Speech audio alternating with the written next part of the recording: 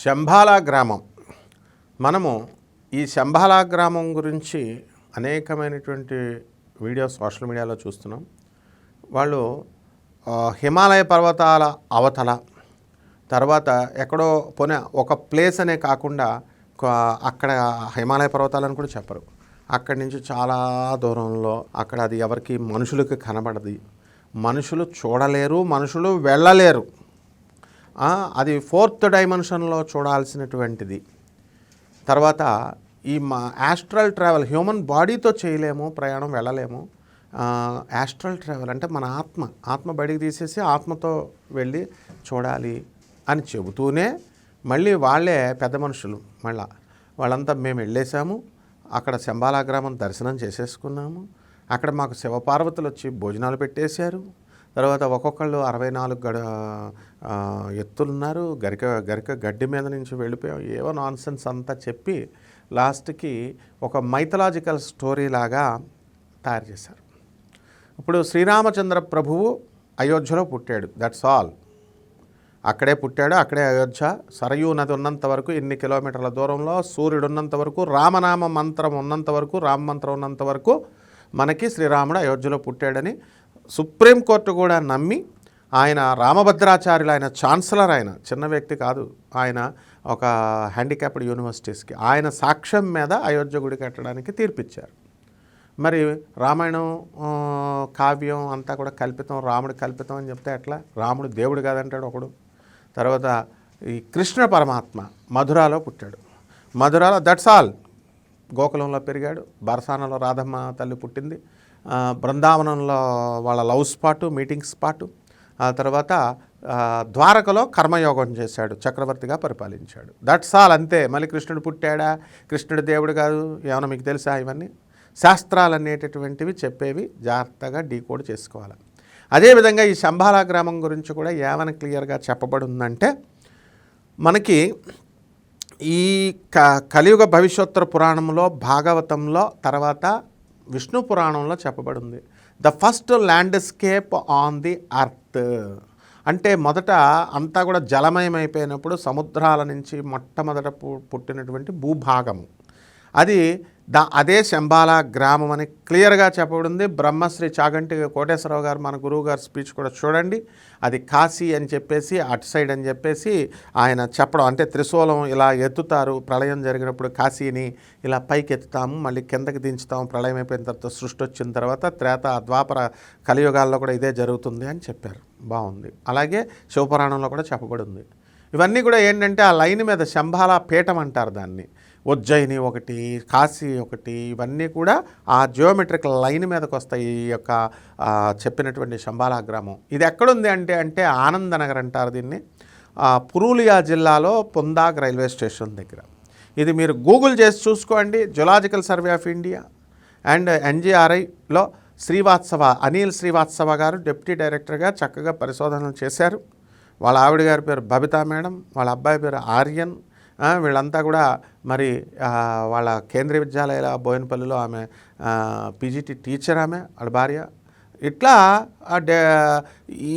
ఇంత క్లియర్గా ఇన్వెస్టిగేషన్ చేసినటువంటి వాళ్ళంతా కూడా మీ గూగుల్లో కూడా చూసుకోండి. ఇదిగో that is called as Singhbhum region అంటాం జార్ఖండ్లో. మీరు కూడా గూగుల్ చేసి చూసుకోండి. The first land to emerge from earth's oceans. భూమి సముద్రాల నుంచి ఫస్ట్ ల్యాండ్ అపియర్డ్ అప్రాక్సిమేట్లీ, ఇది ఎంతకాలం అయిందండి? 3.2 to 3.3 billion years ago.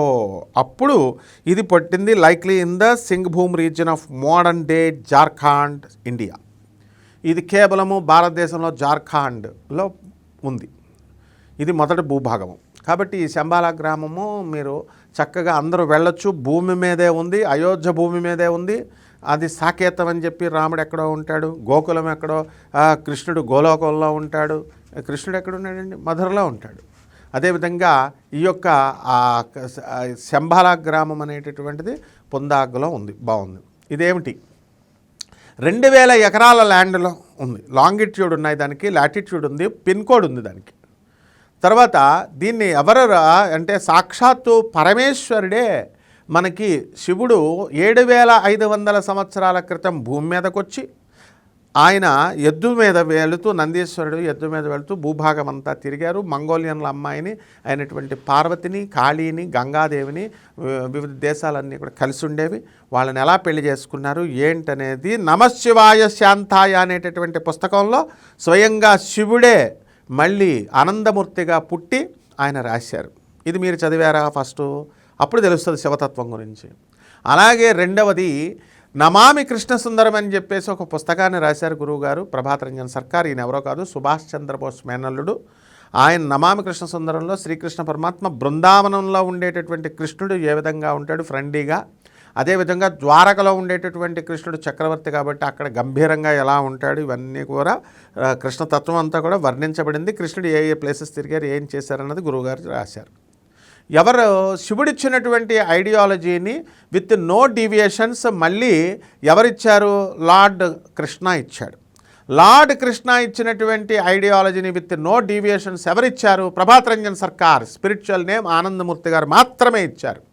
Same person అయితేనే సేమ్ ఐడియాలజీ ఇస్తారు. సాక్షాత్తు పరమశివుడు ఆయన ఏం చేశారండి? భైరవీ యంత్రాన్ని ఇచ్చారు. దాన్ని శ్రీకృష్ణ పరమాత్మ 5000 సంవత్సరాల క్రితం దాన్ని రీఛార్జ్ చేశారు. ప్రభాత్ రంజన్ సర్కార్ గారు, ఆనందమూర్తి గారు దాన్ని మళ్ళీ మనకి ఆనంద మార్గ ప్రతీకగా ఇచ్చారు రీఛార్జ్ చేసి. సో ఇక్కడ మనము చేయాల్సింది ఏంటంటే, శంబాలా గ్రామము అనేటటువంటిది ఈ జార్ఖండ్లో ఉంది. బాగుంది. హ్యూమన్ ప్రతి సంవత్సరము కూడా డిఎంఎస్ ఆనంద మార్గ డిఎంఎస్ ధర్మ మహాసమ్మేళనం అని జరుగుతుంది. అది కొన్ని లక్షల మంది, కోట్ల మంది భక్తులందరూ కూడా వస్తూ ఉంటారు. సాక్షాత్తు ఆనందమూర్తి గారు ఏం చేశారంటే, పరమేశ్వరుడు కాబట్టి ఆయన అవధూతలను తయారు చేశారు. ఎంతమంది అవధూతలనండి? 10,000 మంది పైగా అవధూతలు.